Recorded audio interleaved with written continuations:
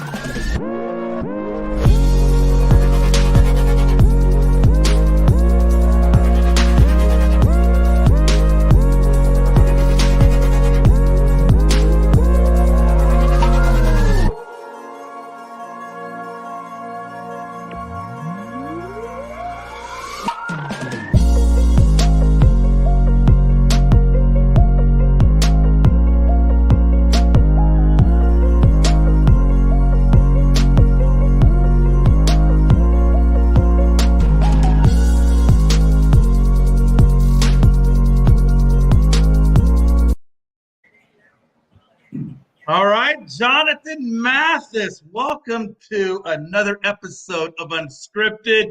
Lots to talk about. We all know that the Yankees and the Guardians went at it today. Man, I'm excited, man. It just bodes well for the Astros at the end of the day in our ALCS matchup. But again, I got my boy Johnathon Mathis, the guy from LA. He knows a lot about sports. It's gonna be good to pick his brain a little bit. Johnathon, how's it going, my brother? Man, I'm doing good. How about yourself? How's everything going for you in Georgia, and how's life? Man, hey, listen, honestly, I can't complain, man. It's been a beautiful mid-70s day out here in Georgia, which is incredibly weird because normally I would be sweating profusely, but today not so much. So again, like I was telling you, man, we got some hockey. It's getting ready to come on today. We had some Astros, or not some Astros. We had some Yankees come on today. So for the world of sports, not too bad. Ultimately, pretty good day, man. How's it out there in California? It's hot, believe it or not. It's hot. I bet it is. That's not unusual though, because recently in the past couple of years, we've been experiencing some hot Octobers. So it shouldn't be that much of a surprise when you really think about it. But yeah, it's a hot day. It's sunny out. It's nice out. And I'm looking forward to that Padres Philly series a little bit later on. Oh man, yeah, that's right. That comes on probably the next few minutes, I believe. Is it 7 o'clock or 8 o'clock Eastern? I cannot remember for the life of me. I want to say it's 7 o'clock I Eastern. believe it's 5 o'clock Pacific time, 8 p.m. Eastern time. Okay, so we got about an hour roughly until the Padres come into it. I did not see him because I was not looking, but I see him now. How can I miss my boy, who will gladly accept the name Frankie the Yankee? Clearly, if you would have asked him this 2 days ago, he would have told you, Foxborough Frankie, that he is done with baseball. He will never watch again. But as you can see, he's an entirely different person. He's got the uniform, he's got the hat, he's got the swag, he's got the smile. I'm not so worried about him anymore. Frankie the Yankee. By the way, tomorrow is war. Yes, it is. It's war, Jay. And like we give the fans during the regular season, a great show between Yankees and Astros. Ladies and gentlemen, get ready for a great ALCS.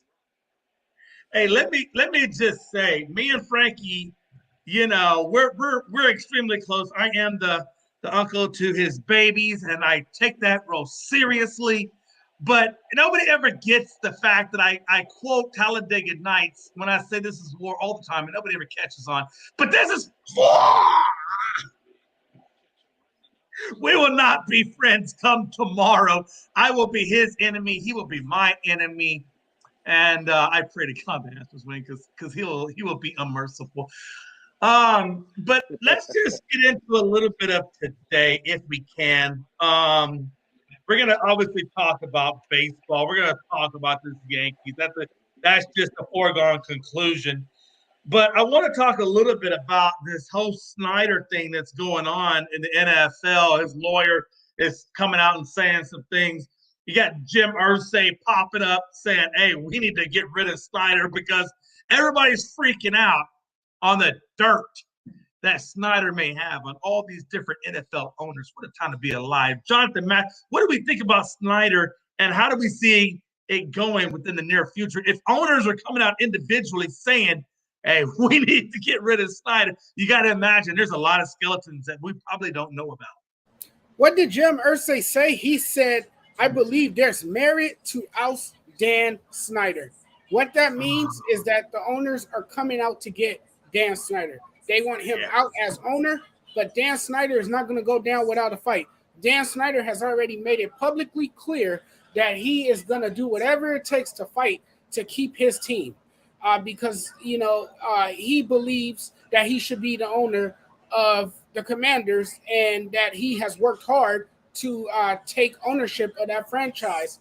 We all know that he's not the most likable manager around the league. It's obvious now. Owner around the league. It's obvious now that owners are coming out, and it's quite obvious too that the owners fear for their franchises as well, as it is likely that Dan Snyder has some dirt on these guys, and they don't want that information to get out in the public because they fear the worst. If that information links out somehow, then there will be a lot of criticism coming their way. Those guys will receive a lot of backlash, and there might be pressure on the NFL commissioner Roger Goodell, who's incompetent and who's very inactive when it comes to issues like this, who would have to take some action because the pressure will be on him to do so. Whatever Dan Snyder has on these owners, it's obviously not pleasant. It's obviously something that is pretty controversial and something that could have the public outraged. This could eventually lead to a public outcry, and there will be a lot of people demanding that these guys sell the teams. Oh, no doubt about it, man. And Frankie, you got to imagine, again, I don't know what Snyder's got, but it's got to be something if all these owners are coming out. I mean, how detrimental is Snyder to the NFL, man, at this point? I don't know. He's getting all eyes looking on him, though. I think he wants the social media to be all eyes on him since, all eyes aren't on the Commanders. He's got to have eyes on his team some way, somehow. But the question is, like you said, Joe, what does he have on these owners? I've been waiting to see if he was going to bring him, leak it out, or at least leak out something that he said he had on the commissioner, and we have still yet to see anything. So I'm hoping Dan Snyder isn't just talk, and I hope he does have something because, like Jonathan said, right now, this guy literally is on the breaking point of probably getting removed as the NFL owner of the Washington Commanders.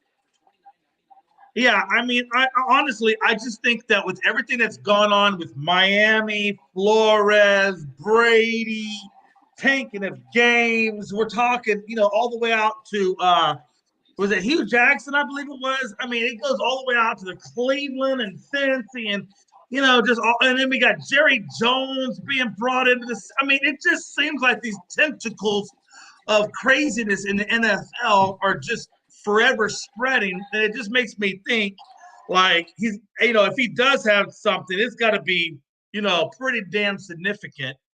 And I'm curious. I got to be honest with you, as a curious person, within the next month, 2 months, I'm curious to see what comes out because you got to believe something's going to come out eventually, and it's going to go somewhere. So, what a time to be live in the NFL, man. Honestly,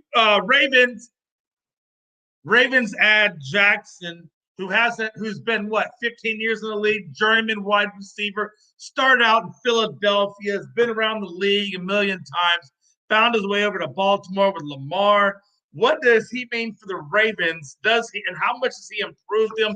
My opinion, I think it's just another average receiver. I don't think that Baltimore is necessarily going to make leaps and bounds strides with him. But again, it does give him another target to throw to. I will say that. Jonathan, your impression of bringing in Deshaun Jackson to the Ravens?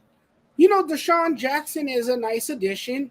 He's a veteran receiver now. He's still pretty explosive. We saw that when he played with the Rams briefly last season before he was released from the team. But I don't think this is a significant upgrade for the Baltimore Ravens. And keep in mind, Lamar Jackson is going to have to make the proper decisions with the football. If he can't do that, it really doesn't matter. Someone has to throw the ball to you. So Lamar Jackson has to be effective and consistent for this to even work. Yeah, that's interesting to me. That's and again, Frankie, what do you think that Jackson means? Deshaun Jackson means for Lamar Jackson? It's a huge deal, honestly. Lamar Jackson is gonna have those fast feet and great hands, and Lamar Jackson, or Deshaun Jackson. I apologize. The guy still can play at a high level. I'm not gonna say at a high MVP level, but he can still play at a high level. And with the time off that he had, I think this guy's gonna come in with so much energy, ready to go. Especially going with Lamar Jackson, who basically has the same energy as him. So I'm excited to see what these two are going to bring to Baltimore. I'm just glad it happened after they play the Patriots. Also, before we go on, I would like to say, Josh Nolan, who's your daddy now? Oh, what a time to be alive. Listen, What a guys, I'm time going to to be turn this alive. attention now. I'm going to turn this attention to the last story of today before we get into this show.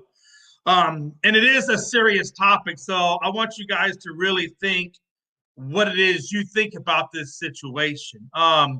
We all know in NASCAR, and I don't watch a lot of NASCAR. I'll be honest with you, I really don't watch a lot of NASCAR. But I always, when something hits ESPN and NASCAR, that means something crazy went down. If it makes NASCAR makes ESPN headlines, that means something crazy went down, and something crazy went down. We all know in Bubba Wallace, who is an African American, has come into the racing world. He has taken the proactive Black Lives Matters and things like that stance, which is great. And then there were some issues supposedly in his garage that they had put a noose in there. Somebody did, and obviously he's going to take natural effect to that. And nothing ever really. Excuse me, I apologize. No, you're good. You're good. Excuse me, I'm sorry. But and nobody really knew what to make of. Obviously, it's a serious thing, but we didn't know what direction to take it. But again, people are putting all the support behind Bubba Wallace, and at this point in time, in a sport that is predominantly, Caucasian or maybe a few Hispanic or Latinos that are in there. Bubba Wallace is now the face of African Americanisms in the world of NASCAR, which is great. It's good for the sport. It's good for the diversity. It's good for everything. Honestly, it's great. But then Bubba, who honestly, whether he wanted to be or not, is the example of the African American race. He's eliminated from the championship series. He gets out of his car. He felt like he was spun. I think it was by Kenny Wallace, and I might have that name wrong, but he felt like he was spun. He went towards the direction of the car, yelling and going a little bit off the rails, gets to the car of the driver that he has issue with, which was Wallace. It was Wallace, and starts shoving him. Now, look, guys, I know shoving goes on in NASCAR, and I get that, man. People get heated. Things go on all the time. But I feel like when you're the example of a minority group trying to establish themselves in a sport that they have not ever dominated in, and again, it's not right, but at the same time, you have to do things a certain way. Like you have to be on, because all eyes are on you. Everything is on you. And the last thing you need to be doing is going and shoving somebody and getting eliminated and banned from that because of that. You know what I'm saying? And I feel like he kind of did that. What do you guys think about? Well, I guess Frankie, he probably got it. But Johnathon, specifically, like what do you think about Bubba Wallace and his reaction in that regard, brother? Well, first and foremost, this garners national attention because he is Bubba Wallace. If this was Denny Hamlin or two other guys from NASCAR going at it, this story probably doesn't make national headlines. Let's just keep it real. Let's just keep it as it is. The only reason Bubba Wallace makes national headlines is because this is a guy who dealt with controversy. This is a guy who had a noose in his garage, and this is a guy who took a political stand. People might remember that as well. This is a guy who had NASCAR drivers standing with him, holding hands in solidarity. When he took a stand for George Floyd and inequality in this country. So I think that's the reason why everyone is talking about this, and why all of a sudden it's such a big deal. Right. I agree with you. And I think that's why it's a big story, because NASCAR, as you said moments ago, it never makes the news. Like, you never hear about it. It doesn't. It hardly ever makes the only time you hear about NASCAR, if you watch FS1, where they have a show that caters to nothing but NASCAR. That's the only time you hear anything really about NASCAR, or unless you read about it in The Athletic or some other major website or anything like that. But Bubba Wallace, man, he probably was in the heat of the moment, and these kind of things do happen in sports. They happen in all sports. Sometimes our emotions get the best of us, and we can't compose ourselves. And the next thing you know, we're bashing some dude's head into a car or something. That's just reality. It's a situation that will follow Bubba Wallace for a while now. This is probably what a lot of his critics were waiting for, a moment like this. So now they can labase him. Now they can pretty much downgrade him and paint him to be this bad guy, someone who is. And that's the thing, though, Johnathon. That's the thing, and I apologize. And John Suggs, I appreciate the correction. I said Wallace. I was looking at the article. It was Bubba Wallace, not Kenny Wallace. It was Bubba Wallace and Larson. It was Larson that he had the issue with. And here's the thing, though, Johnathon. This is the part that So he pushes Larson. Larson kind of blocks his shoves a little bit, tries to, not necessarily take a part of it, but Wallace is keeping at it to the point where now Larson has to kind of sort of, I guess, defend himself a little bit. My point is this. Bubba, yes, you are a NASCAR driver by trade. That's your first and foremost job. Unfortunately, your second job is just as important as your first job. And your second job is to represent the African-American community in a way that strengthens their position for other African-Americans to come into the sport. And I think, yes, whites do it. Yes, they do. And are they correct? No, they're not. But at the same time, if he wants his message, if Bubba Wallace wants his message of equality and diversity amongst everybody to be taken seriously, he's got to fly the straight and narrow. Because when you fly the straight and narrow, people can't pick you apart. People can't say this or that. And only here is your message, because it's your message that gets heard. Your message of equality is what gets heard. But when you start to engage in BS that you don't need to be engaging into, then it takes away from the message in which you're trying to accomplish to the rest of the, the world. Right. And that's why I'm not saying that he can't have feelings, but at the same time, watch this, Johnathon, his message is the most important thing for diversity in incorporating in NASCAR, to the point where if he felt a certain way about Larson, if he felt Larson did him a certain kind of way on the track, rather than put yourself in a compromising position of being the aggressor, just go onto the damn podium and put your disagreements for the world to hear. You're going to have more weight carried for whatever happened on the track if you put it on the podium than if you put it on the track in a physical altercation, because now you're in the wrong too. Right. You know what I mean? Right. And as an African American race car driver, this is someone that a lot of Black children, and not just Black children, but from all other nationalities, they look up to this guy. They're inspired by what he has accomplished in the sport, and the fact that he has paved the way for other young kids who have a dream to someday be a NASCAR driver. So when you represent a certain culture and you represent a certain race, a lot of people have their eyes on you and they're watching your every move. And if you make one bad move, they hold it against you. And that's what we're seeing here.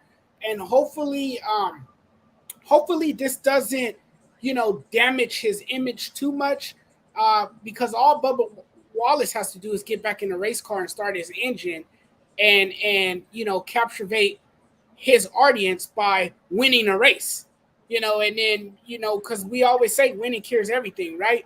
So, absolutely. Hey, right. If you want to get back at everybody, just go out and win. Yep. So hopefully he learns from this. Hopefully he's apologetic, and hopefully he can put this behind him and move on and be the bigger person next time. Be the bigger person. Yeah. And again, though, I think Bubba has to realize that, like I said, hey, look, Bubba's out there racing, no doubt, but he's not only just out there racing, he's out there representing the African-American community. And you have to hold yourself to a higher level of standard. And again, and I say you have to hold yourself to a higher level of standard so that when you give your message or whatever it is you want to talk about, people are going to take you serious because your actions, your professionalism, and how you carry yourself dictates that way. Does that make sense, what I'm saying? I don't know. Am I saying it wrong? I don't know.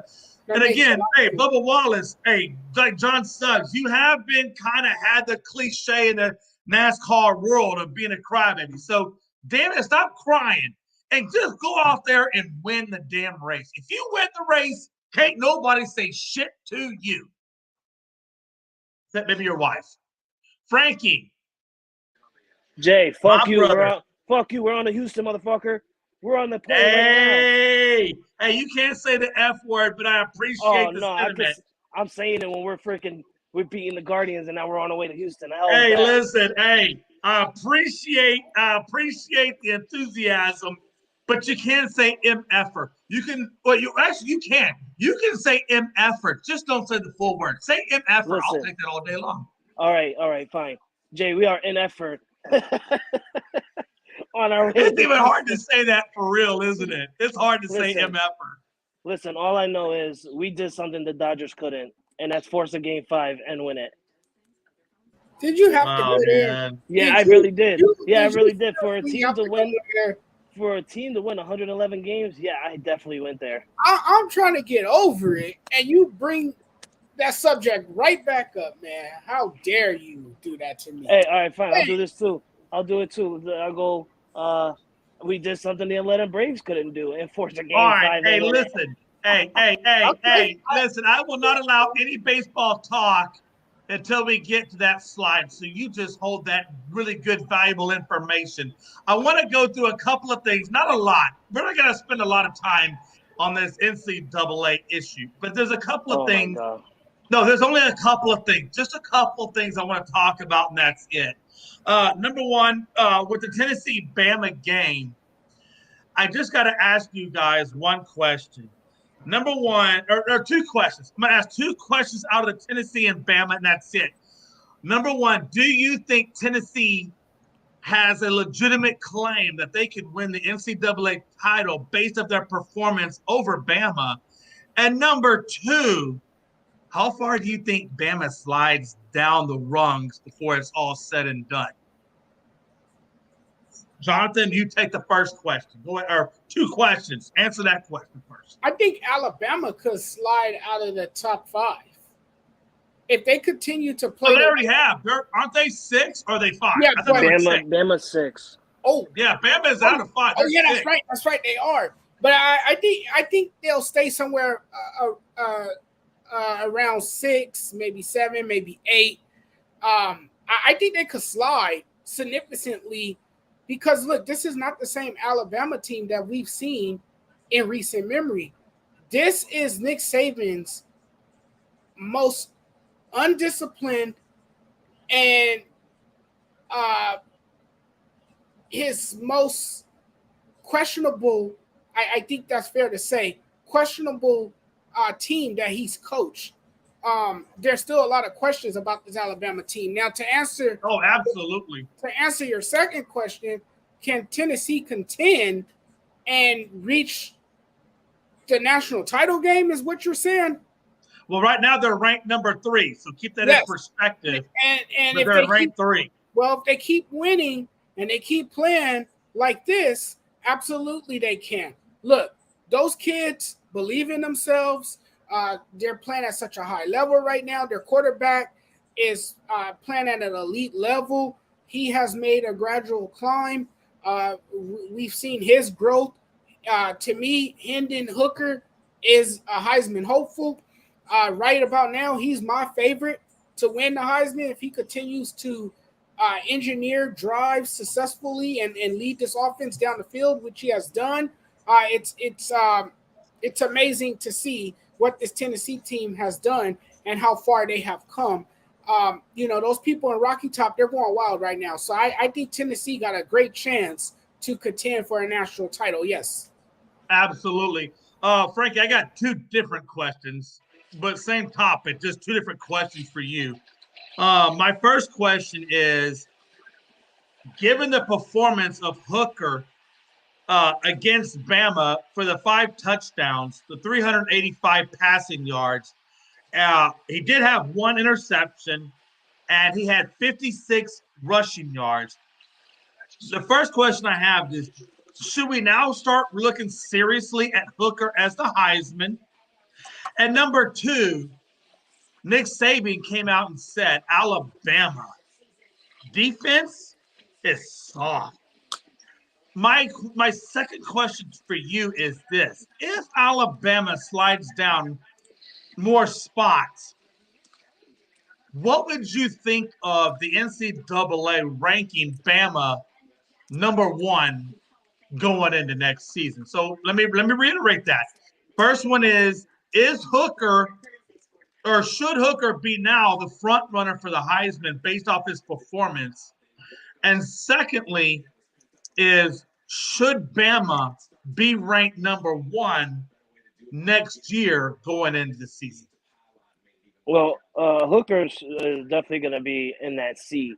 They always pick about 3-4 people or 4 players in college for Heisman Trophy finalists, and he's definitely going to have one of those seats available for him. For him to win it is really hard, depending on who's going to sit on those seats with him. I mean, we've seen many people sit in the Heisman seats who deserved it and never got it. So he's definitely, like I said, he's definitely going to get in the seat. But who he's facing up against is going to be the tough question, because I honestly think Georgia's quarterback is probably going to win it just because of how he's playing as well, and what he's doing with Georgia 2 years in a row. So, I mean, it's going to be tough for him. Second one, Alabama next year, they're not going to come in as number 1, but I do see them coming in top 5. I wouldn't be surprised if they come in at number 5 next year, maybe number 4. Like you always tell me, and like what Pride always tell me, the rankings in the college football level is always, like, I don't know, it's fan favorite or something like that. You guys like to say, or well, it has been. I mean, how does Georgia win the national title, but yet right. the following Bama comes in at number 1? Now Georgia's sitting in the driver's seat, and Bama's at number 6. So answer that, and you can tell me if it's not politically driven. No, no. After these last couple of weeks, when you told me, and me really looking into it now, it is kind of a political thing, and putting Alabama at number 6 is actually a thing that they should have done because last week Tennessee was at 6 and they just lost to Tennessee. So you have to you have to switch those guys out, and you can't keep Alabama in the top 5 after they just lost to Tennessee in a good game. I should say, they only lost by 3, but this isn't the Alabama team that we normally are used to seeing. Will they slide down more? I don't think so. I think Nick Saban is going to kick some gear into these players and hopefully turn this season around. But I always say don't sleep on Nick Saban in Alabama because they can always get back in there get back into the top 4 and end up in the SEC championship. You never know. No, no doubt about it. No doubt about it. Real quick, before we move on to the next game, matter of fact, this is going to kind of be the segue into the next game for specific reasons. I want to bring John Suggs into the conversation. His first comment is, I've been saying Hooker Heisman or running back from Michigan or possibly the UNC quarterback Drake May. Look at the stats. I'm going to say, first off, John, I appreciate Hooker and the running back from Michigan, but I'm going to tell you the quarterback, Drake May for USC, or no, North Carolina. I apologize. I'm thinking USC. Jesus Christ. Again, Drake May, I don't think he gets it. I just don't think he has enough quite yet. I would probably look more at Hooker versus the Michigan running back, and I'm assuming you're talking about Corum.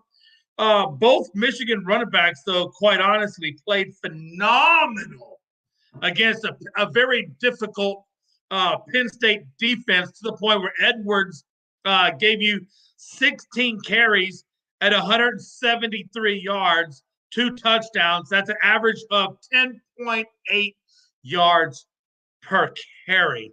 And then you did have Corum, who gave you 166 yards, but on a pedestrian 28 carries at 5.9, half of what Edwards gave you at 2. So even though Corum looks good, Edwards looks better. And by that means, I will disqualify the running back from the Heisman candidacy.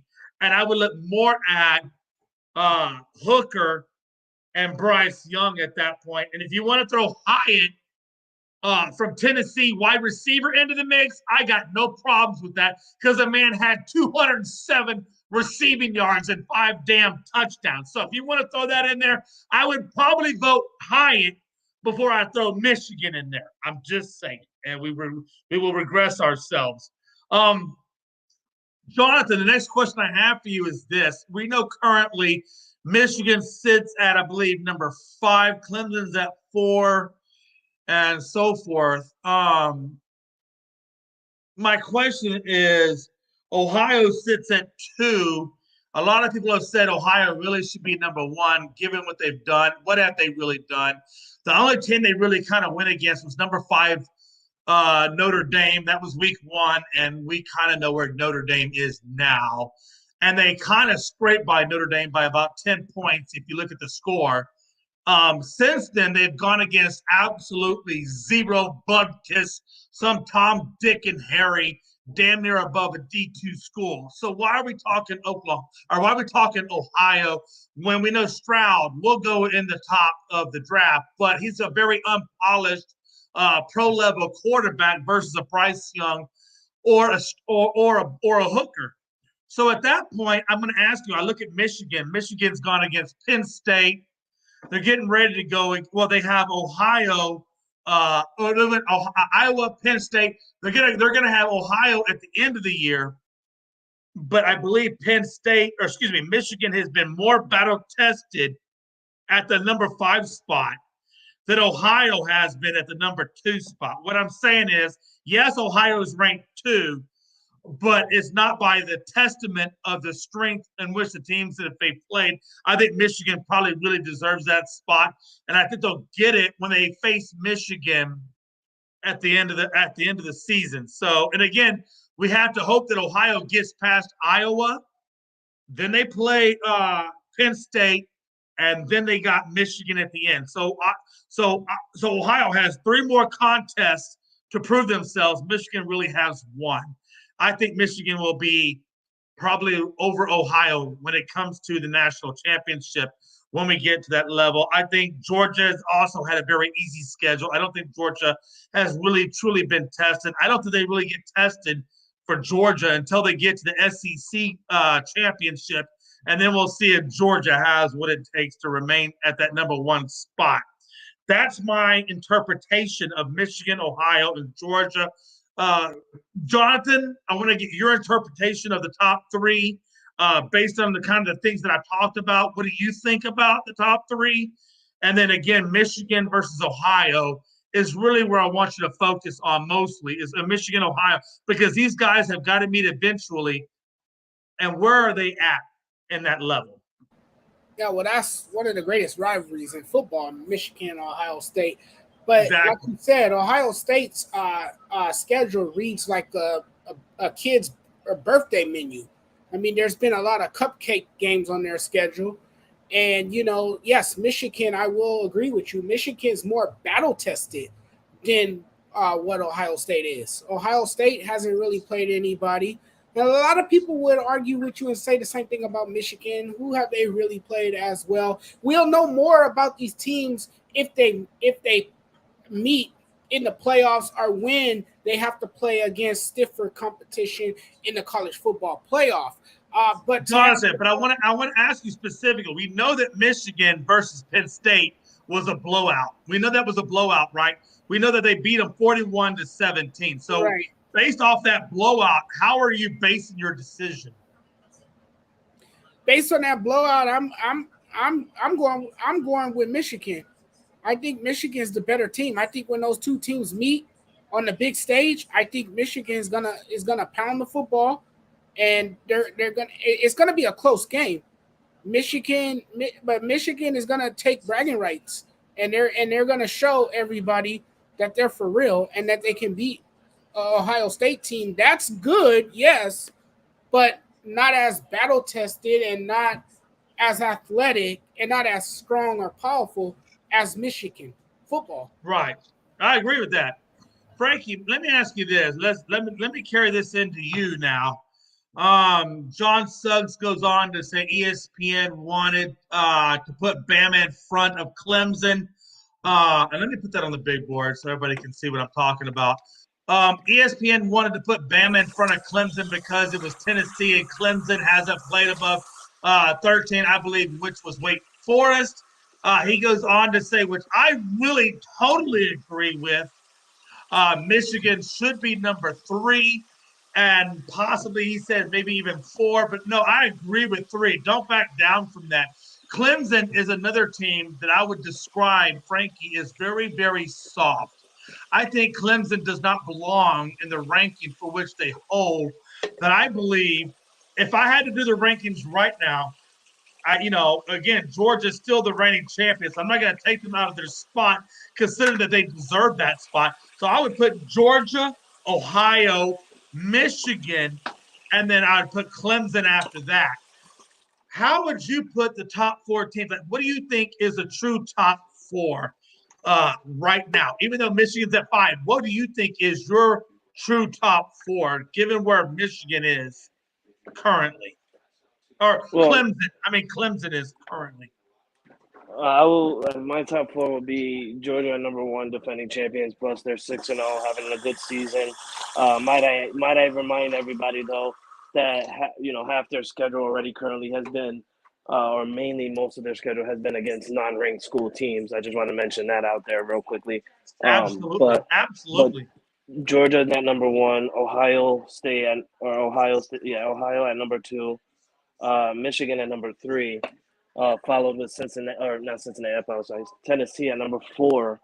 Damn it! Why did I not say Tennessee? Thank you. I agree with you. I'm glad you said that. I know I said Clemson at 4. I put Tennessee at 4. Actually, correction. My God, I'm glad you said Tennessee. I don't know why I didn't say Tennessee. I apologize, Frank. I didn't mean to cut you off, but you just brought up something in my brain that was missed. I would have Georgia, Ohio, Tennessee, Michigan. Those are my top four. I apologize. Those are my top four. Frankie, please. Yeah, that's my top four. And then at number 5, I will put Clemson at number 5. Yeah, absolutely. Absolutely. God, I'm glad you said Tennessee. Why the hell did I forget? Damn, I hate my life sometimes. Frankie, I'm glad you're here. You are my voice of reason. You are my son from every which way but loose. Real quick, I want to ask you guys a question. We could talk about Utah beating USC. Who cares? Utah was ranked number 6 in the beginning. I kind of still think that's where they should be ranked. So Utah, is kind of back up there now. USC is back where USC was in the beginning with Lincoln Riley and the garbage dump. And I'm sure somebody's recycling him as we speak. NC State, Syracuse, nobody gives a damn. But I do want to kind of come up to the game that I really think that matters, gentlemen. We can talk about Kentucky over Mississippi State, but again, who cares? We can talk about Kansas over OU, but nobody really gives a damn. The game that I really think matters was that TCU, Oklahoma State. TCU took them out by 3. It was a 13 versus number 8 team. TCU now, I think, is ranked either 9. I think they're ranked number 9 now. Let me ask you guys a question. Texas is ranked 20, and we know Ubers is back. At some point, Texas is going to play TCU. And if they play a TCU team that's ranked number 9, that should throw them within, the top 7. So I can see Texas at some point before this season is done and we get into the championship playoffs. I can see Texas at number 7 or number 8 if they beat a TCU team that's ranked 8. Would you guys agree with that? Or do you think that they would fall less? Absolutely, I would agree with that. Absolutely. Because my wondering is this, Jonathan. My wondering is this, Frankie. If we finish, let's say 7, we win our bowl game, whatever, and then we come into next year. Maybe they rank us in the top 10. The top 10 at some point. If viewers can stay healthy and play a productive season, we know Archie Manning is just waiting in the wings. And when we say Archie Manning is waiting in the wings, we're talking about a guy that broke both records of his uncles in high school at the same high school. We know that he broke Peyton Manning's touchdown record. We know that he broke Eli Manning's yardage record. And he's your number 2 guy sitting behind Ewers. We know that Archie Manning's signing means that eventually he will surpass Ewers as the starting quarterback. We know that he's going to bring in more recruits that are going to want to play with him. So we know Texas goes to the SEC along with Oklahoma next year. My question to each of you is this. What is your prediction? Come playoff time next year, what is your prediction for Texas? Does Texas make it in the top 4 next year or on the outskirts next year? Jonathan, this is the last question, by the way. Jonathan, does Texas does Texas make it in the top 4 next year? I mean, there's a great possibility. Anything can happen. This Texas team looks promising. Steve Sarkisian has revitalized his coaching career, has, reshaped the culture of that Texas program. They certainly have a foundation. They have a pretty good quarterback who has a cool mullet, by the way. I think this team can definitely, contend next year and make some noise and possibly slide into the top 4 to be a playoff team. There's no question about it. It shows the culture of this team. It shows how athletic and how fundamentally sound this team is under Coach Sharp. So, yeah, I definitely think Texas can be a contender next year as they're working their way back to being a powerhouse team in college football. Yeah, before Frankie gives us his thought process on what Texas could do next year, John Suggs chimes in. Georgia, Michigan, Ohio, then Tennessee, Bama, Clemson, Ole Miss, Oregon. and so forth. It's amazing that he put a Michigan above Ohio. I kind of don't have an issue with that. I really don't have an issue with that.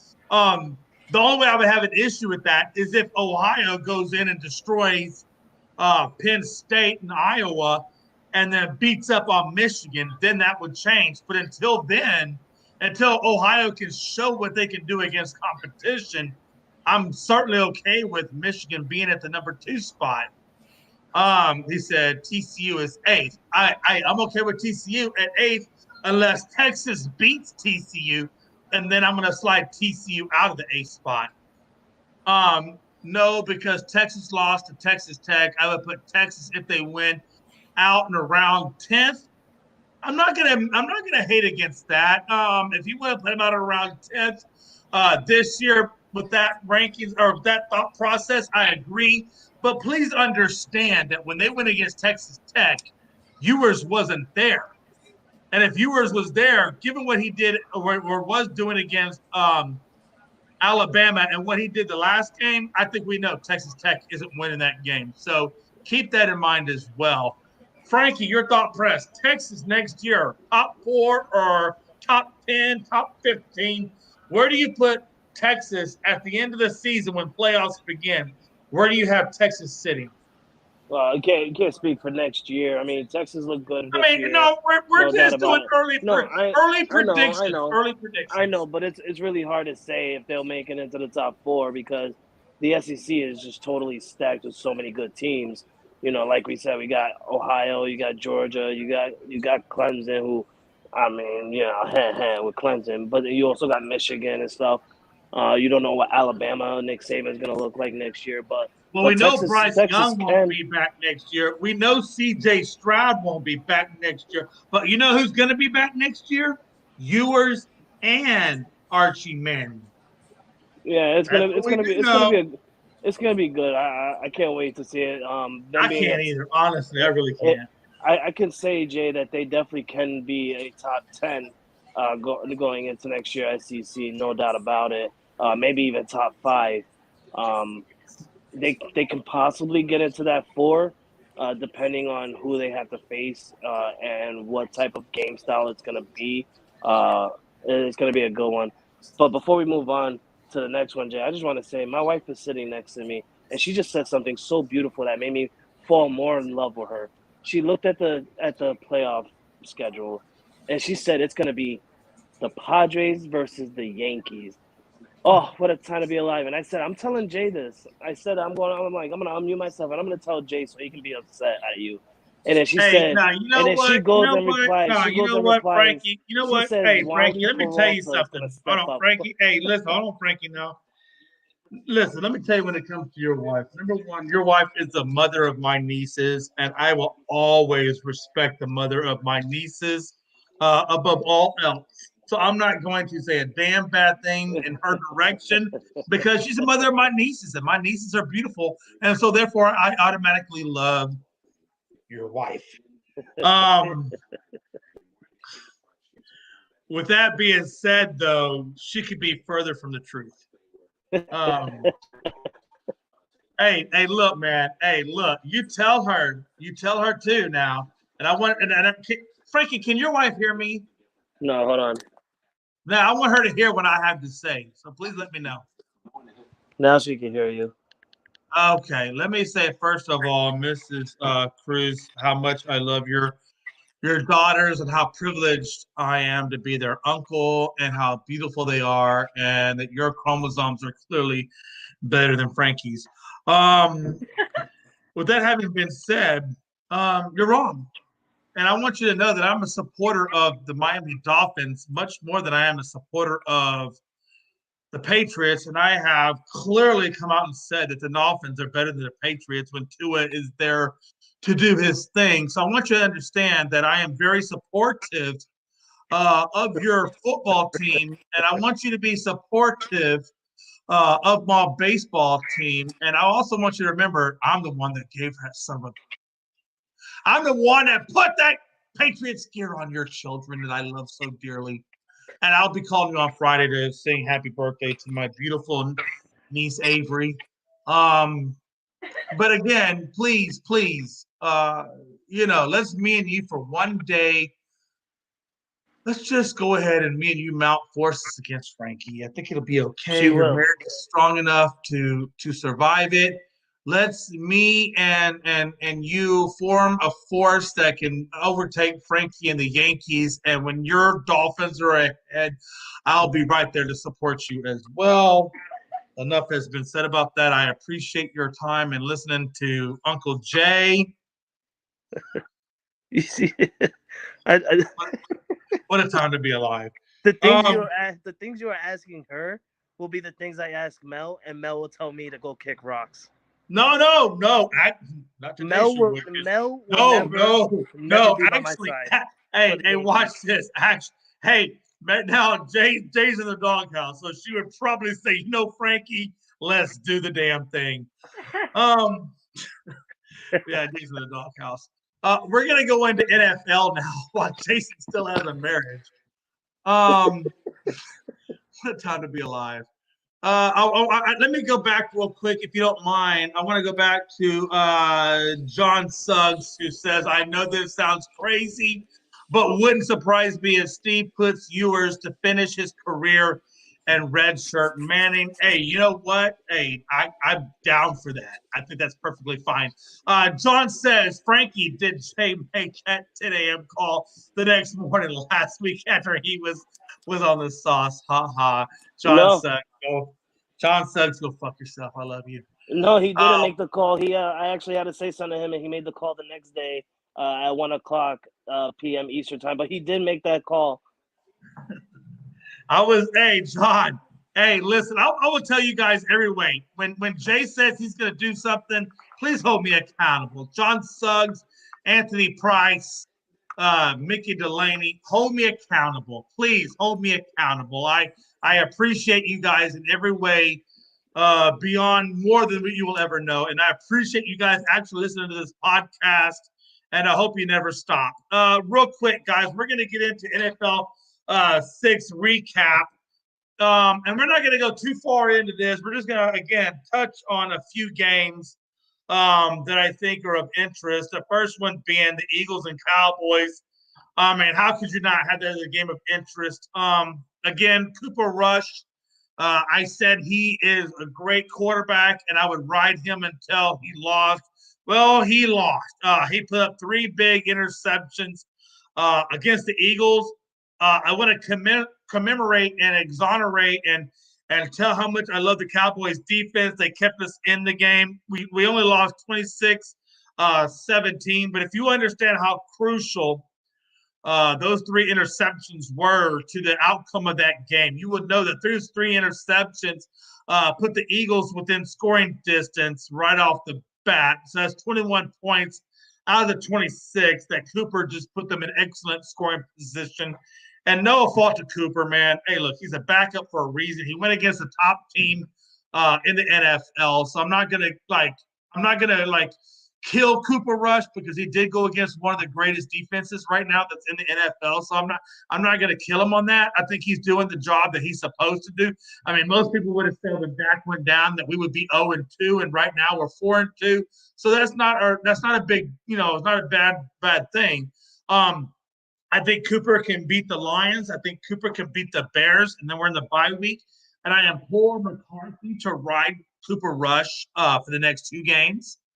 And let's bring Dak against Green Bay in Week 10. We know Green Bay is terrible right now, and they aren't playing as well as they should be. They just lost to the Jets, for crying out loud, in a pretty heinous way. So bring Dak back Week 10. That gives you 6 games, it gives you 5 games to prep and get ready for the Eagles. And that includes the Vikings, by the way, in Week 11. So bring Dak back Week 10. Let's face the Eagles in Week 16.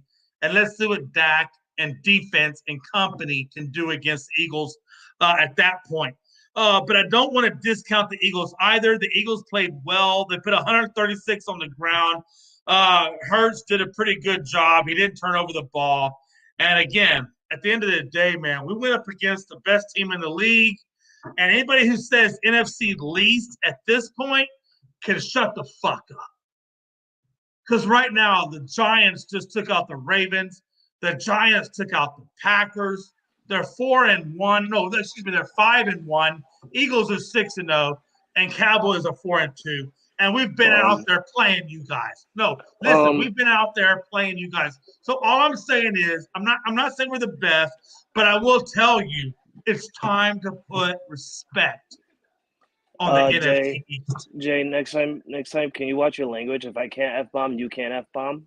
Yes, I apologize. Oh my God, I'm so sorry. Jesus, please forgive me. Yes, and if you're out there and you're thinking about sponsoring us, I promise going forward, Jay will not say a curse word. I will say F. I will say fudge. Fudge. Jonathan, please. I want Frankie to wrap this up because Frankie's going to have a lot to say. Jonathan, in your cleanest voice that doesn't necessarily replicate Jay, give your soliloquy, please. Yeah, the Eagles are clearly the best team in the NFC East. And that's not to take anything away from the Cowboys. The Cowboys are rightfully good as well. They have a fearsome and bottomless defense. We know they can get after the quarterback. But the Eagles, man, they continue to show why they're the best team possibly in the NFL. You know, the Eagles continue to fly at such a high rate. Jalen Hurts has blossomed into this elite quarterback. Suddenly, he's putting up big numbers this year. He has been more effective and more consistent, moving the ball down the field. And get this, the Eagles scored 20 points in the second quarter against the Cowboys. That brings their total. Brings their total to 112 points scored in the second quarter this season. So what that tells me about this Eagles team is that they kind of they play against the team in the first quarter to kind of fill things out, and then they are able to make those adjustments to take advantage in the second quarter, and that's what we've been seeing from the Eagles. Now, the Eagles, they didn't look like themselves. They looked a little discombobulated when Lane Johnson went down. But then that's when they started running the ball more effectively. And I think that's their foundation is the run game. And then you have C.J. Gardner-Johnson, who, was doing his thing out there, making big plays on the ball. And then, of course, you got the ball-hawking cornerback back there, Darius Slay, doing what he always does, which is accelerate before the ball's even in the air, which allows him to, disrupt the pass or snatch it for an interception and take it back the other way. And that's what we've seen from him. He likes to play a game of takeaway. So, yeah, this Eagles team to me is one of the most complete teams in the NFL. And the NFC East is something to look out for. Frankie, before you give your deal, I want to kind of give you a couple of things to think about, and as you give your thought process. First of all, I want to go back to John Suggs, if I may. John Suggs says, did Dallas show Eagles' weak point in their armor, stopping the run, which we did do a damn good job with the run defense? Imagine Dallas didn't throw those 3 interceptions, which we know Dak, and I know Dak has his issues, but Dak, one thing he does not do is turn the ball over a lot. And I think if the Eagles don't get those 3 interceptions and Dak was playing, that this game could have gone differently. And, of course, we're going to find that out firsthand in Week 16 when we get that rematch, and we're going to find out exactly what Dak means to the Cowboys. But that's number one. I want you to ask yourself, Frankie, with the last unbeaten team, has their weakness in the run game been exposed? Number two, we know the power rankings had the Eagles at 1 and the Bills at 2. That's the second question. Is the power rankings correct? And have the Eagles been exposed for where their weakness is? Let me go ahead and start there, and then we'll build off of that. Frankie. Yeah, I think the power rankings are fine where they're at. The Bills are a good team, and they just came off a win against the Kansas City Chiefs. They're kryptonite. which was a must-win situation for the Bills, for playoff scenario. But I think it's good. You got the Eagles who are number one because they're undefeated, and not just because of that. They're playing great football, both defensively and offensively. I don't think their run game has been exposed. I just think that the Dallas Cowboys seen something that other teams haven't, and that was their run game. And Mike McCarthy knew how to stop that run game, and forced well, what's this guy's name? The quarterback for the Eagles. I forgot his name already, but you had to Hurt. force Jalen Hurts. Jalen Hurts. You had to force Jalen Hurts from having running plays to throwing the ball more often. And I don't think they're any exposed. I just think that they had 5 weeks of footage that was being seen for special reasons on the Philadelphia Eagles. It's just their defense, man. Their defense is just too stacked. Darius Slay is one of the amazing players for the Philadelphia Eagles right now. If their defense could keep it up, I always say from the beginning, defense is what wins you championships. So if their defense can continue it, their offense just has to make small plays and getting touchdowns and stuff like that. Absolutely. No, and again, I agree with what you're saying. I want to kind of throw another thought process out there. I got two more thought processes, and then we're going to move on to the next topic. The next thought process out there is we know that Tampa Bay went up against the Steelers, and obviously we know Steelers got the win. But the interesting thing about it is they did it by quarterback by committee. In other words, Pickett came out, started the game off, got a little bit going for them, and then we know Trubisky finished the game. Both quarterbacks played well enough to keep their team in the lead. But this is freaking Pittsburgh, damn it. This should be an easy peasy. Look, you got Godwin, you got Evans, you got, excuse me, Fournette. Excuse me. This should not be the game that takes you out. This should be a win, whether it be a tough win, a close win, whatever, but it should be a win. Frankie, we're going to go bottom up this go around. My question to you is, you saw the game, you know the game, you know what Tom is giving up in his life with Giselle and the marriage is looking more and more like, his offensive line just is not as good as what it needs to be in order for Brady to do what Brady does. Brady was very pedestrian-like at this point. We know that Brady as a whole, in other words, if you say, hey, body of work in the NFL, who's the GOAT, you're going to say Brady. And if you don't, then there's something wrong with you. But we also know that you can't always rely on past body of work. You have to look at where you are currently. And the 45-year-old Brady isn't the same as the Brady, that won the championship, the last championship was with Gronkowski in Tampa Bay. It's just not the same team. It's not the same supporting cast. Brady's exposed. And at this time, you've got to understand that Brady is not the GOAT present day. He is the GOAT of all time. He's not the best player in the NFL as of date. That probably belongs now to either Mahomes or Allen as the best quarterback in the league. But given that, I got a couple of questions, Frankie, because I know Brady's your guy, and I don't want to disrespect Brady. But again, should he leave now, save his marriage, and do the best he can going forward? Or does he press on and get the divorce, take the loss, not get the Super Bowl, and then ultimately become like Brett Favre, wasting away somewhere in Minnesota on a team that nobody gives a damn? What do you think should happen on all those fronts, all those questions? What is your full thought process on all of that I talked about? Well, I don't think Tom Brady's going to leave midway through the season. And I've been saying it since the beginning. Tom Brady's going to have trouble this season because of his offensive line, and that's the reason, of his failure right now is his offensive line. They haven't been giving him time in the pocket to find receivers.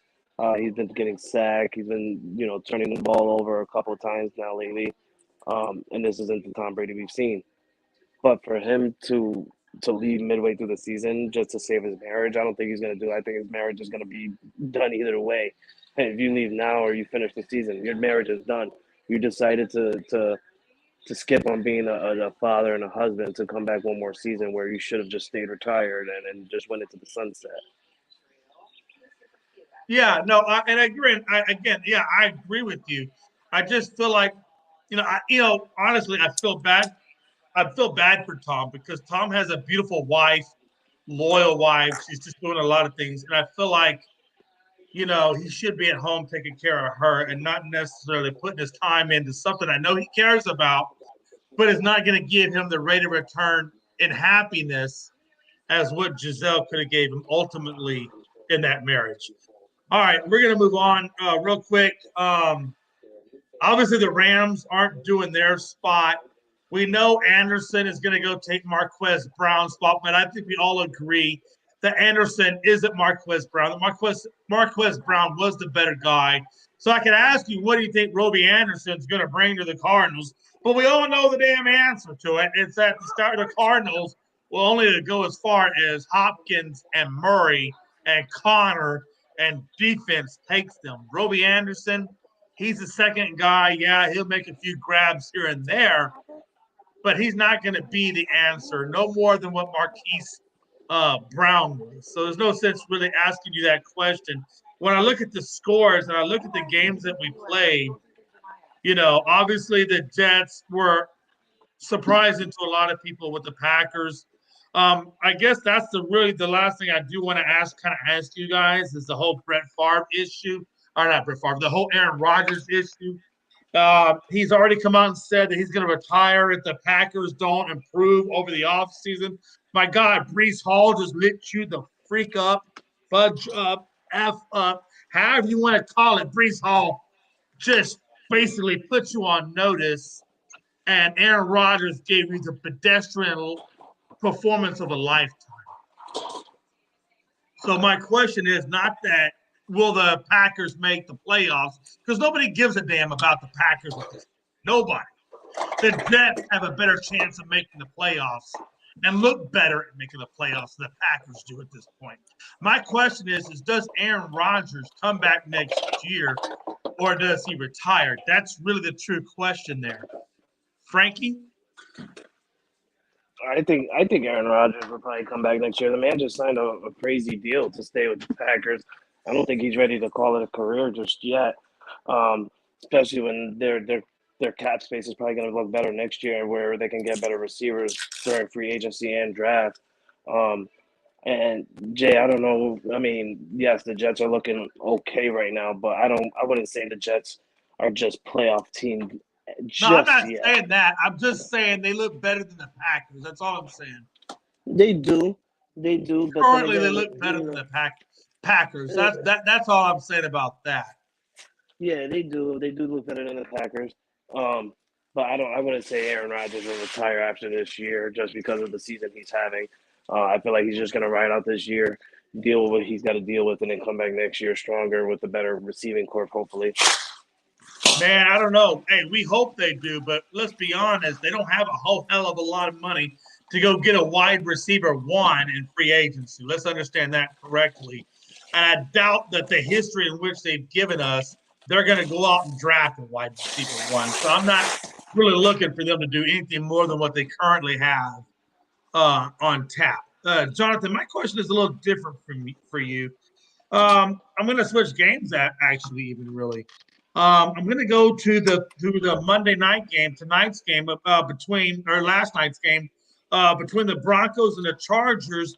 The Chargers just did not look good. They barely got past a crappy Denver Broncos team. I mean, for the love of God, you got Wilson out there with a cortisone shot in his lat, so his lat's all jacked up. He's out there with one good hamstring. The other hamstring ain't worth nothing. They can barely run the ball with Melvin Gordon and company. So, and you see what the Chargers were able to do against all of that. And they took them to overtime for them to get 3 points and get the win over them. Even though they had the same record as the Chiefs, we clearly, unless you see it differently, I clearly see that. How the hell they have the same record as the Chiefs, and we know with the Chiefs secondary can be burnt. We saw them get burnt by Indianapolis. But again, you can't deny they had the same record as the Chiefs, now tied for first place. What is your overall assessment of the Chargers? Disappointing. Disappointing. A lot of people had them finishing at top the division. A lot of people talked and spoke so highly of this Chargers team, and they haven't really, fulfilled those expectations. I know it's still early. I know they could still turn their season around, but you lose Joey Bosa. That's deflating. That's a deflating loss. Um, you're not as good as you looked on paper, and things are just not going as planned for the football team. They were expected to be a lot better than this, and to see them barely get by the Denver Broncos, that's concerning. That's very concerning for a Chargers team that has so much talent. You have an explosive running back in Austin Eckler. You have a quarterback who is a stud in Justin Herbert. But could it be coaching that's holding this team back? Could it be the fact that Brandon Staley doesn't fit the personality of this Chargers team? Could it be that his decision making and the questionable play calling is the problem for this Chargers team? Because I feel like something is missing with this Chargers team as to why they are struggling, and a lot of the play calling and the questionable decisions have hindered this team's success moving forward. Oh, no doubt. No doubt. And again, I want to address Jonathan Suggs real quick in the comments talking about OBJ, and he also talked about Parson against the Eagles having 0 sacks. I'm going to take his first question, but in terms of Parsons having 0 sacks, please understand Parsons was double teamed. That was Philly's game plan, was to come out and double team Parsons, which we're perfectly fine with. That's not a problem. When you consider the fact that we still got 4 sacks on Jalen Hurts, we had 6 tackle for losses, and we had 4 quarterback hits, I think it tells you that even though Parsons was double teamed, the Cowboys were still able to sack and get to and take you out in the backfield 10 more times. So, John Suggs, please do better in that analogy. Secondly, he talks about let me see. Let me make sure I got this right here. He says, think it might be interesting to see Odell Beckham Jr. on Baltimore. He also talks about the Bills and Packers. Rams have already made Odell Beckham Jr. a qualifying offer. He said it was not enough money and that he wanted more. So we know whatever they offered was not to his liking. So we know he's not taking the vet minimum. We know that the Packers don't have nearly enough money to probably offer him. As a matter of fact, the Rams have more money than the Packers, which is why we lost, or they lost, excuse me. Let me get my terminology. They lost Devontae Adams because they couldn't afford him. Same thing with Odell Beckham Jr. So now it really leaves the Bills, maybe the Ravens that could bring him in. I think Bills have Davis and they have Stephon Diggs that's doing phenomenal. If they brought in Odell Beckham Jr., that would be perfect for them because it would give them a third option. And Odell Beckham doesn't have to carry the team. He just has to make the catches when the catches are thrown to him. And I think that puts him in a Antonio Brown, Tampa Bay Super Bowl type of offense in terms of what would be expected of him. And I think that's probably the best situation. Buffalo probably should have the most amount of money to offer him out of those guys. You could put him in Baltimore, but I don't think with the run-first offense that Jackson is going to do, and the fact that Deshaun Jackson has already been brought in, I think Odell Beckham, if he's looking to get a ring, he's not going to get it with Baltimore. There's no way in hell I don't know if they offer him the money, to be honest with you. So I think his best opportunity, which we have seen him on the sidelines on Buffalo. I think Buffalo is probably going to be the best landing spot financially and academically for a ring. Buffalo probably is the best spot. Frankie, If what they do you get thought, him, that wouldn't be fair. man? Frankie, before we move on to the next topic, man, did you have anything else that you wanted to say on Broncos, Chargers, BS?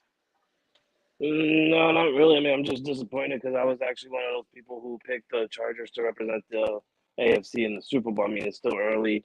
I do think I I'm sorry. Yeah. Here we go. I do think once Joey Bosa went out, that was that was their turning point going downhill because you lost your basically your voice of the defense. I mean, offensively they're not looking good, but defensively they're looking worse because they lost that voice and that leadership of that team of the defensive side. So I feel like a lot is missing with the Chargers, and I hope they turn it around because we need one LA team to look good, and I don't want it to be the Rams. Yeah, real quick before we get into the next topic, real fast. John Sugg says, "What about Arizona?" Well, we know that they just brought in Robbie Anderson. They still got Marquise Brown on the books. They I don't just know they just financially. activated they just activated the DeAndre Hopkins. Yeah, so I don't think they're going to bring in Odell Beckham just because they got a lot of wide receivers now on the books, and I don't know financially they would want to bring him in. So I think they're going to stay most likely status quo with what they have. Let's get into the next topic real quick. This MLB playoff update. Oh my God, Frankie, here we go. There we Let go, it baby. rip. Hey, let it rip, baby. Hey, we now know Houston is going against the Yankees, which me and Frankie, if I may say so, called this way, way, way. I think me and Frankie were calling this Probably like in showdown like at May. just before the All-Star break. I We were think May, calling this. Jay. I think it was May. It may be One May. one I mean, one month in. Boy, aren't you guys some hey, experts? me and Frankie been calling this for a long, long time now, long time.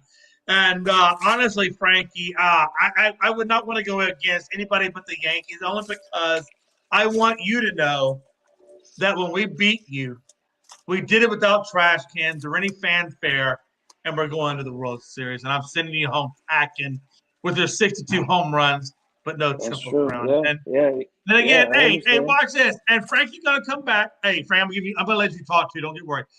Frankie's gonna come back and he's gonna tell me, you know what, Jay? We got Nestor Cortez, we got Garrett Nope, Cole, nope. You and don't so even know what I'm gonna say. You don't even know what I'm gonna I'm say. So just, don't try hey, that. hey, hey. Don't I try it. didn't say I did. I just said this is what I think. All right, before you go, because Frankie, you're going to go last, damn it. You're going last. You're going to wrap this topic up. I want to get an unbiased source in between the two of us. You know who I got going the world. Johnathon Mathis. Okay, you know Houston is playing the Yankees in the ALCS, the best of 7 series. Verlander will get the start game 1. Who, if you're a betting man, do you think makes it to the World Series? Yankees, Astros, and tell me why. Well, Verlander, for one, is looking to redeem himself after that terrible outing in the last series. So I expect him to bring his A game.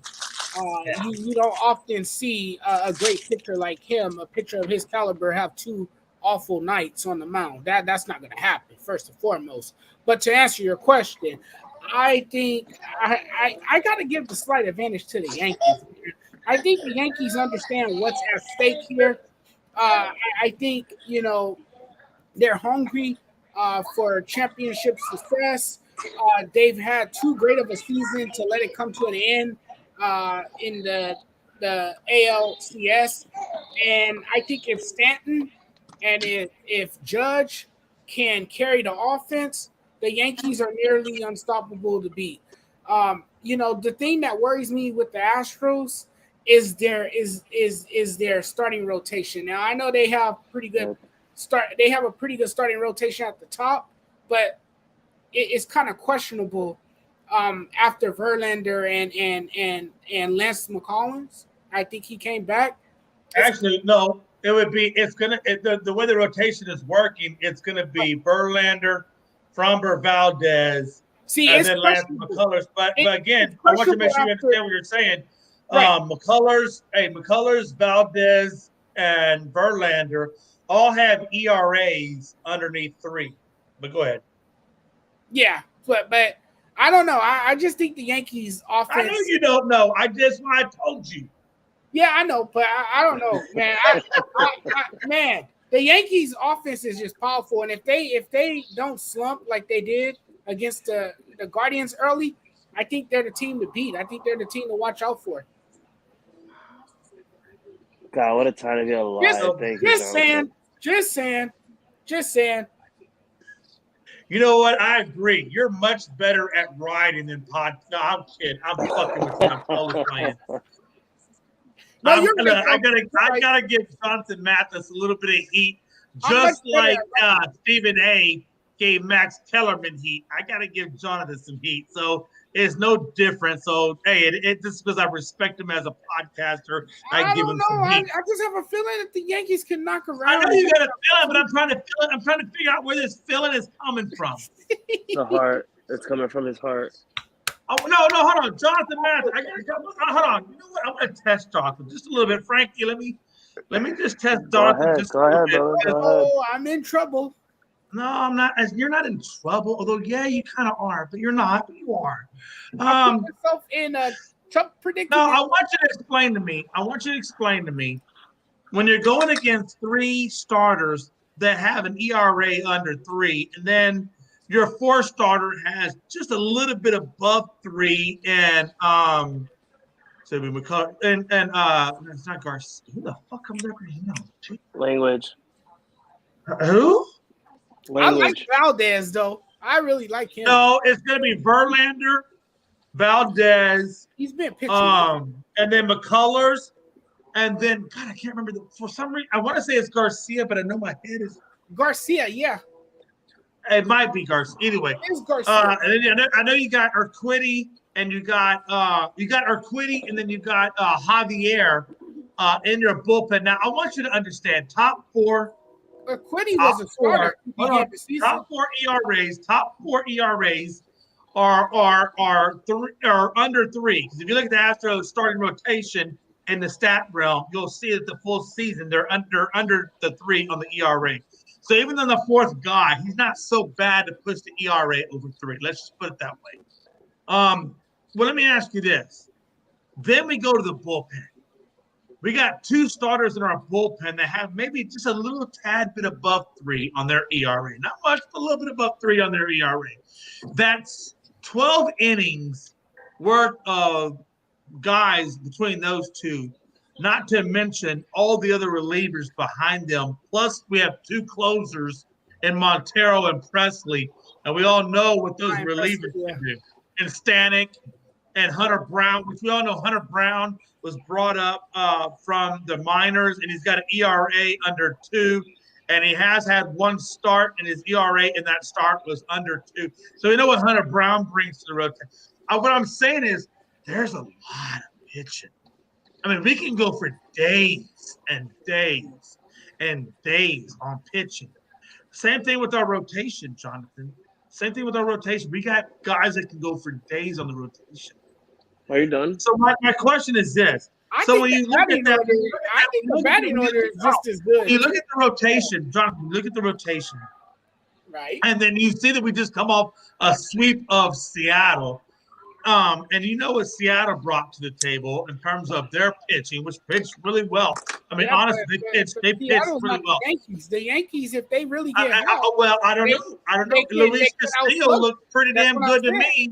They can outsell. And I've seen, hold on, Jonathan, but I've also seen Seattle beat the Yankees. So let's not act like Seattle's not Seattle, okay? Yeah, but Seattle when did you see them beat us? And I think if Frankie is honest, Frankie will tell you. When did you see them beat us? In what time? In what time? The tough times or the good times? When did you see them beat us? And which time, Jay? Hey, watch this. Times, hey, right? watch this. Right, Let me ask you this. Hey, how many times in clutch has Alvarez came through the bat? And how many clutch times has Judge come through the clutch?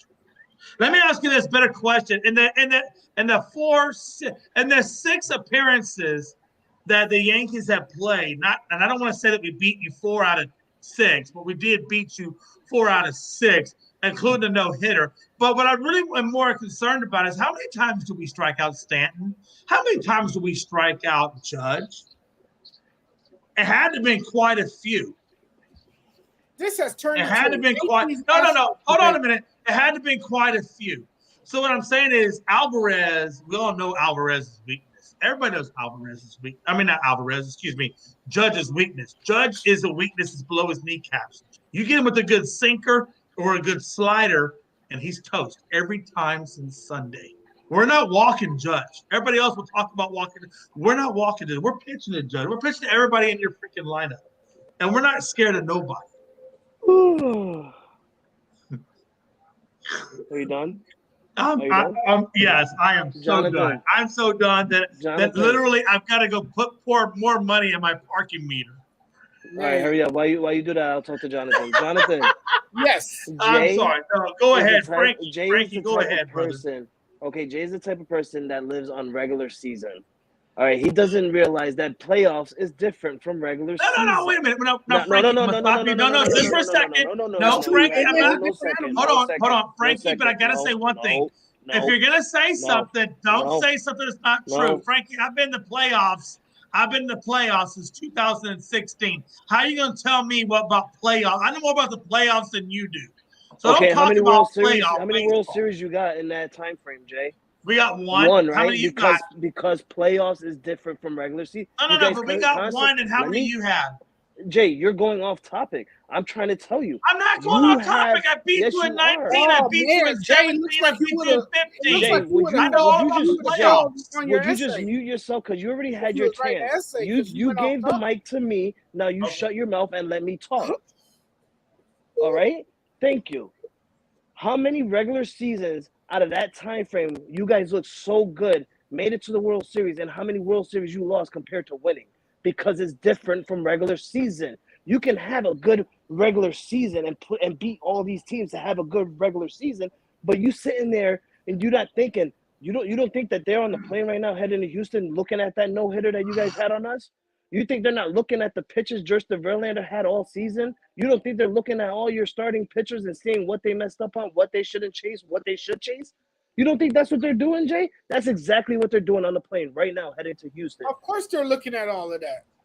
And that's what Jade's not understanding. What Jay understands is what Jay understands are good pitchers with ERAs under 3 or whatever like that. But let me tell you this, Jay. I wasn't knocking the Astros pitcher. I was Justin just saying Verlander, right? The Yankees can outslug them. That's all. Justin Verlander had an ERA literally under 2. He goes in game 1 against Seattle and gives up 6 runs. Because it's different in the playoffs. Well, now that was because even if he has Justin Verlander, seriously. Hey, hold on now. We all know that pitchers in baseball are creatures of comfort and routines and things. So that was kind of to your point, Frankie. I was kind of worried about that because Justin Verlander does not like to be off that many games, to the point where I kind of wish the Astros did kind of mess up. I think they should have had Justin Verlander throw a simulated ball season or ball session in that interim, 60, 70, 80 pitches, whatever, just to keep him on point, because I don't think Justin it took him a little while, man. It really did. He had to warm, he had to get back into it. So he did come out sluggish. He did give up 6. But again, you took him out of his 4-day rotation, which Justin Verlander loves a 4-day rotation. He don't like to go 6 games. He don't like to go 7 games of rest. He wants only 4 days. So it was a duck out of water. No, what I'm saying is it was a duck out of water for Verlander. I think he gets the ball in game 1 against you guys. Hopefully it'll be a little bit less time. Hopefully he's throwing some bullpen session to where when he comes out game 1 against you guys, it'll be more the Justin Verlander that we expect. Can you answer me this though? He doesn't like the 6-day. He doesn't like the 6-day stretch, and he's getting the ball tomorrow. Jay, when was the last time he played? Game 1 of the ALDS. The last time he played, well, it was probably about a week ago. He's sitting on another 6 to 7 day rest. And you're coming out on game 1 against the Yankees, a heavy hitting team who is number one in baseball at home runs? I'm just saying. And our defense is way better than Seattle's. I know that for sure. We don't got no Julio Rodriguez, aka Loser Rodriguez. I'm just saying. Hey, listen, man. I totally agree with you, man. When it comes to the Astros, man. Hey, look, and the Yankees, it's gonna be a look. All I'm saying is, I would rather play the Astros than play the Guardians. Is my point. I guess I'm really trying to make. The Guardians have really destroyed the crap out of Astros over the regular season, so I can only imagine what the postseason would look like. See, this is what I was trying to tell Dodger fans about playing the Mets. Everyone wanted the Padres. I wanted the Mets because I thought it would have been an easier draw for the Dodgers, quite frankly. And that's true. I just know that. And again, I'm not saying that the regular season is like the postseason, but my thought process, which I think is a good thought process, watch this. If I'm struggling with your ass in the freaking regular season, what the hell are you going to do in the postseason? If I feel like, hey, watch this. I played you 6 times. I beat you 4 in the regular season. Do I think I'm going to beat you that many times in the postseason? No. But do I like my chances better against that than the other way? Yeah, I do. And I think that the Astros and the Yankees are going to be a tough series. No doubt. I'm not taking the Yankees lightly. Frankie, please understand, I do not take the Yankees lightly.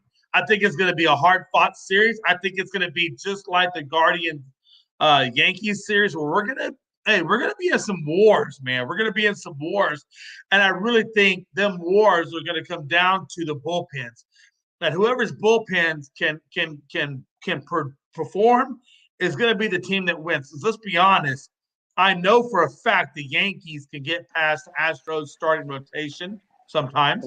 And I know the Astros can get past the Yankees starting rotation. Now, when we get to the bullpen, that's when things are going to get interesting. And I think that's when the war in the trenches will actually begin. Is once you get past the starting rotation and you're in the bullpen, that's when we're going to find out who is going to make it to the World Series and who is going to be going home. Truthfully, I really believe that. All right, folks, we're going to go to the opposite side of the diamond, and we're going to look at Philadelphia, San Diego. And when I look at Philadelphia, San Diego, Jesus, man, I got to be honest with you, Jonathan, I would much rather see Philadelphia in the World Series than San Diego. And the reason why is one guy, and one guy only, and his name is Juan freaking Soto. And if you don't know who Juan Soto is, go on YouTube. Go back to the World Series of the Washington Nationals and Houston Astros.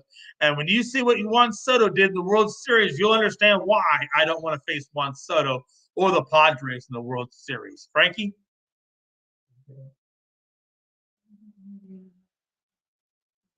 Frankie? Okay. We'll go to Jonathan. Jonathan, man, your thoughts. Well, it's looking like 1998 and 2022. It could end up being the Yankees and the Padres, a rematch of the 1998 World Series. I'm not calling it, but I'm just saying it could go that way. But the Padres are not a team you want to face right now, nor are the Phillies. The Phillies are a team you don't want to face right now either, because in reality, the Phillies are hot as well. And, that's why I think this is going to be a great series.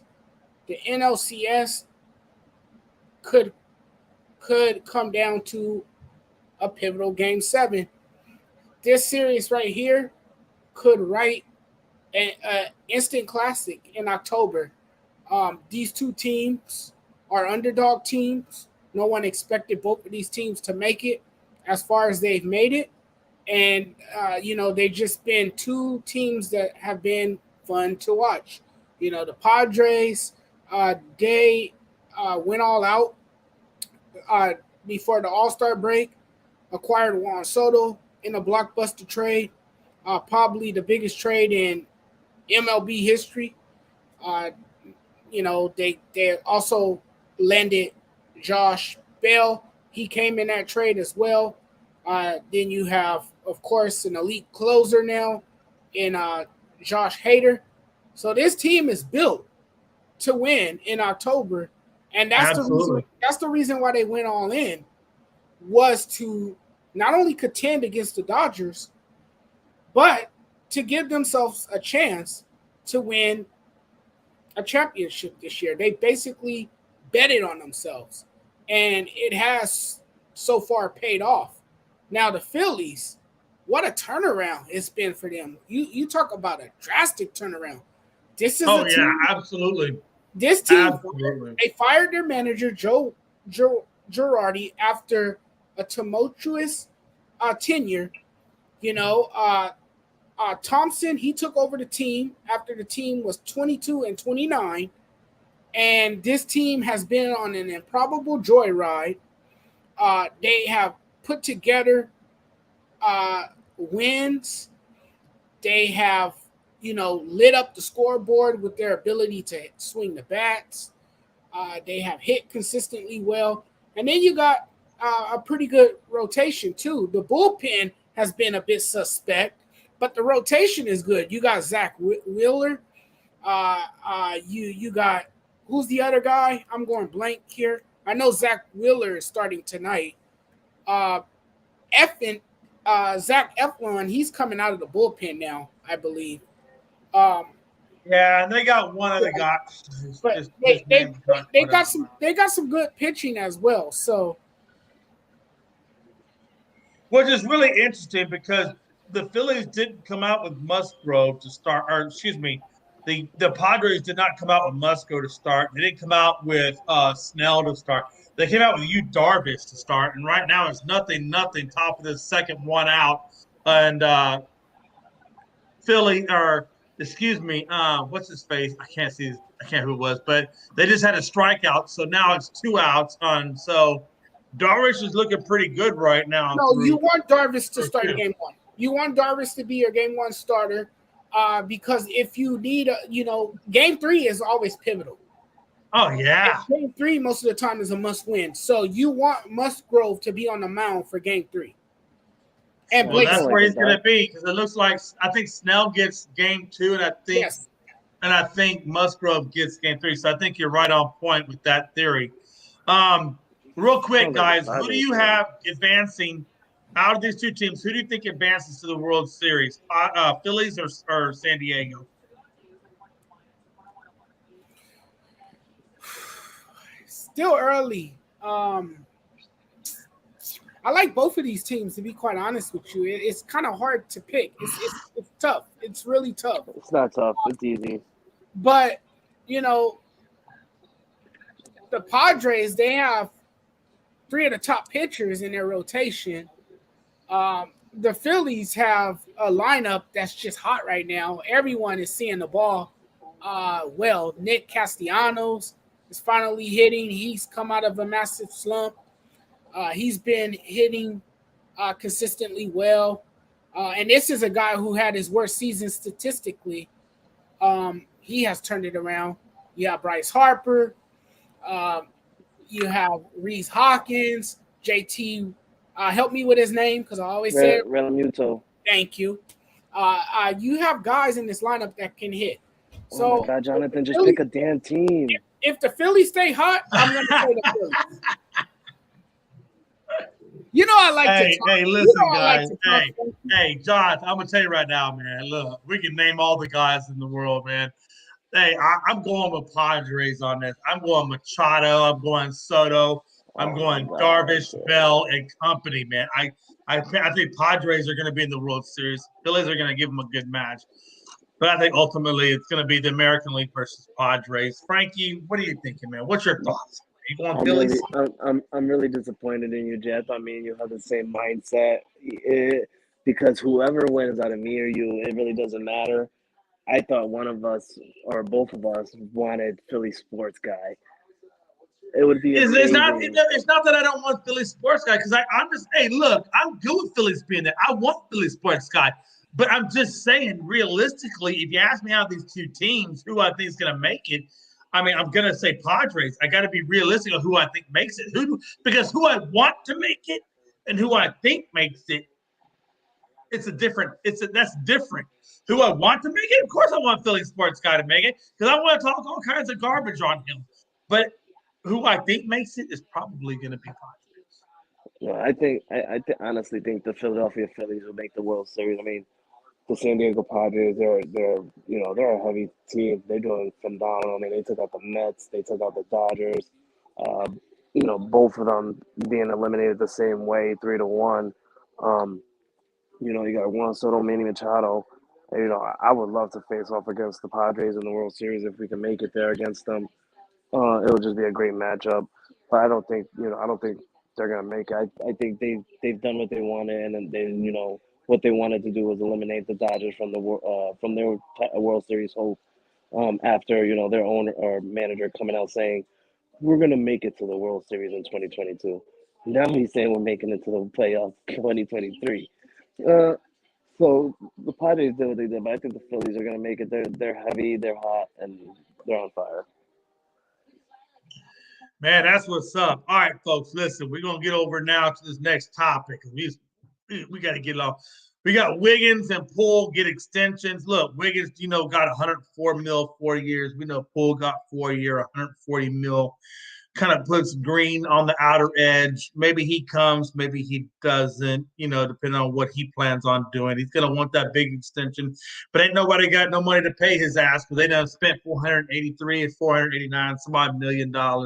They're already over the luxury tax. So I think Green next year, in my opinion, most likely probably won't be with the Warriors unless he wants to take a drastic pay cut, which I don't know if that's in Green's character to take that kind of a pay cut.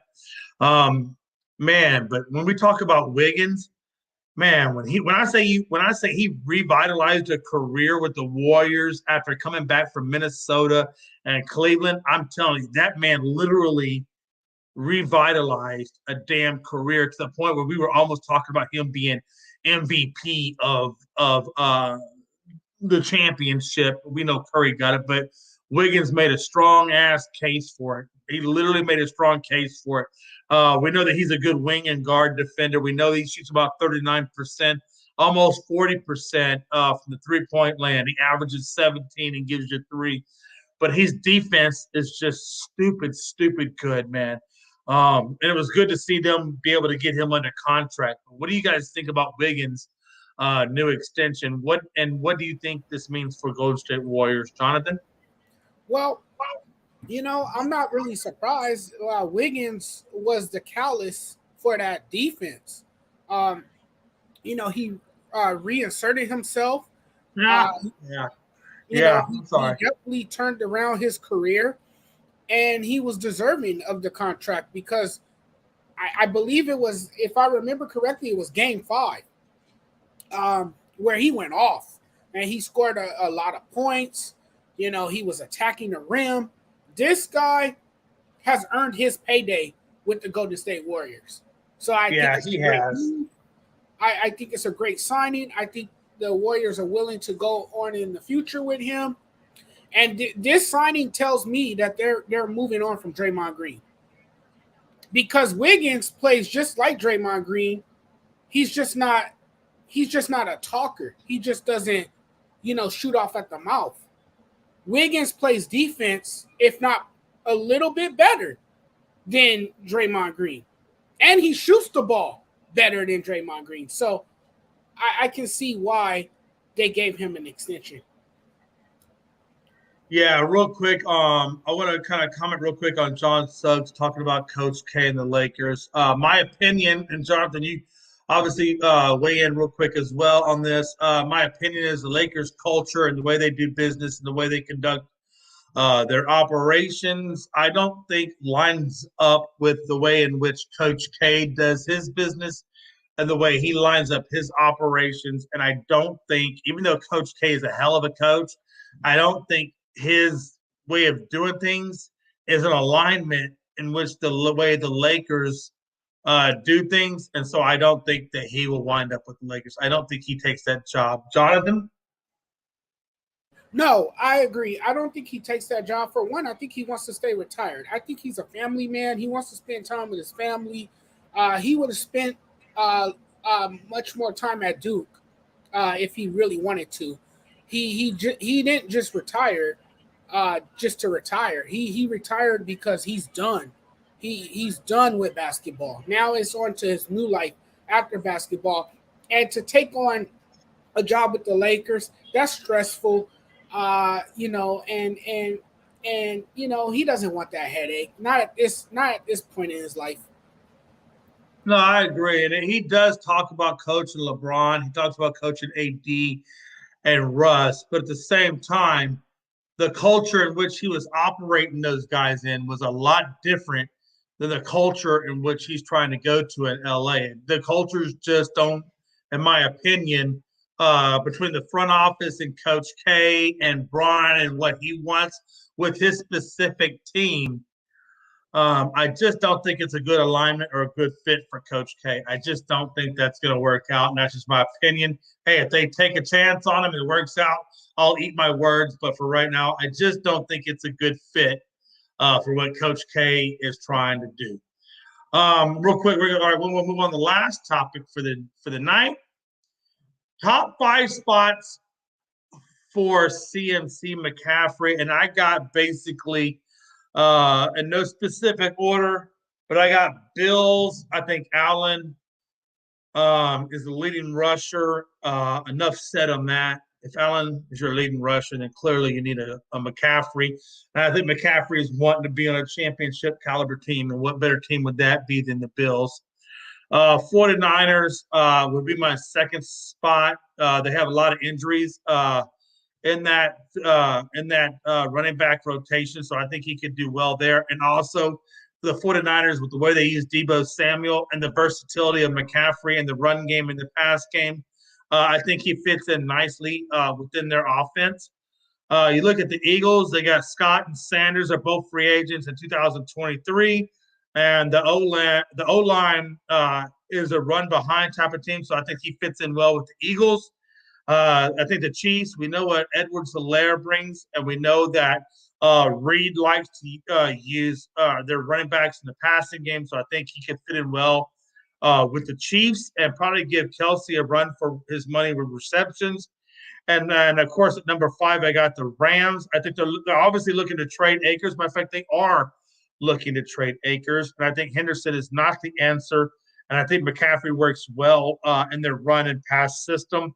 So I think, and the GM is not afraid to pull the plug or pull the trigger at the deadline to bring a high-profile guy in. And I think McCaffrey can spark that offense. My top 5 landing spots for McCaffrey. Jonathan? Great minds think alike. My top 2 teams, my order is a little bit different. My top 2 teams are the Bills and the Rams. The Rams desperately need another running back. I think McCaffrey will, fill in nicely with the Rams. Another team, like you said, is the 49ers. I like the 49ers. I think him and Deebo together, man, that would be scary to watch. You talk about both of those guys' versatility. They bring that to that offense. They bring those intangibles to that offense. So that would be a nice spot for him. And you know what? Another team that not many people are talking about, the Denver Broncos. Yeah. The Denver Broncos. Yeah. That could be a possible landing spot for him as well. So those are my landing spots for him. The only reason I didn't put the Broncos in there is not that they don't need a CMC. I just don't know if that's a spot CMC would want to go to. I don't know if CMC would see the benefit of getting to a Super Bowl with the Broncos, right? Versus the other teams that I mentioned. I think, and that's the only reason that I didn't put the Broncos in there. It's not the fact that they don't need a CMC. I just don't know if CMC needs them or wants them, for that matter. And so that's the reason why I didn't put the Broncos in there. But you make a valid point in terms of the Broncos needing a guy like CMC, especially given the injuries that they've sustained at the running back position. Yeah, all right, they folks. need someone else that could give that offense a spark. And CMC. Oh, God, yes. Yes, they do. Absolutely, man. One more quad. He says Rams, Eagles, Dolphins, Niners, Broncos is my top 5 if I was a betting man that he would land. The fact that you put the Bills in there really surprises me, though, John, because of the fact that the Bills need a running back. He wants to go to a team where he doesn't have to be the main guy, but be a guy. And the fact that they're in alignment, most likely for the AFC to get into the Super Bowl, I'm surprised you didn't put the Bills in there. That surprises me that you have Broncos over the Bills. Otherwise, the rest of your teams, I totally can be in agreement with, with no doubt. Final thoughts, Jonathan. We're gonna get out of here. We're gonna go watch this Phillies and San Diego. What are your final thoughts for this evening? We are going to get out of here and enjoy the rest of these games. And the Lakers start their season tonight as well against the Golden State Warriors. I'm looking forward to that game. I'm excited that basketball is back. We waited long enough for the NBA's return. It's finally here. Let's see what my Lakers do this season. As you see, I'm game ready. I got my shirt on. I'm ready for the game tonight. But first, I'm going to finish watching this Phillies and this Padres game. Yeah, absolutely. When it comes, again, my final thoughts is when it comes to the NBA kicking off tonight, I got the Sixers over the Celtics for various reasons. And the fact that 3 out of the 5 players in the Lakers starting rotation are on day-to-day, I got the Warriors over them for that specific reason. As you know, we will see. We will see what comes to fruition at the end of this evening and who was right, who was wrong. I want to appreciate Johnathon Mathis for coming on tonight, man. Bro, you've been on a couple of nights. Keep coming on. I'll keep throwing the link to you.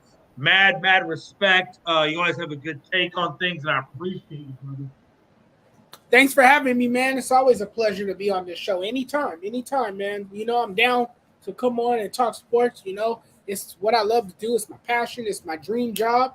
That's the next goal, is to turn it into a career, and we could do that together as a team. So I appreciate man. We're going to keep pushing. Hey, every day we're going to keep pushing. I appreciate you wholeheartedly, my friend. Oh, yeah. You know how we roll. Again, catch Johnathon Mathis on more of the ASAP shows as they come around. You always catch him on Unscripted. I'll be throwing the links so you can catch him here too. And, you know, he puts out articles. So Johnathon Mathis is definitely out there, especially on Facebook and all the posts that he generates. We appreciate Jonathan, as well as Frankie C coming in tonight. Logan had the night off. He had to go take care of some business. So we appreciate Frankie making his appearance. And again, as always, guys, enjoy your sports, hang out, have a good time, and we will see you back on Thursday, 7 p.m. Eastern. John Suggs, man, much love. Anthony Price, much love. We appreciate all you guys. Y'all have a good night, bro.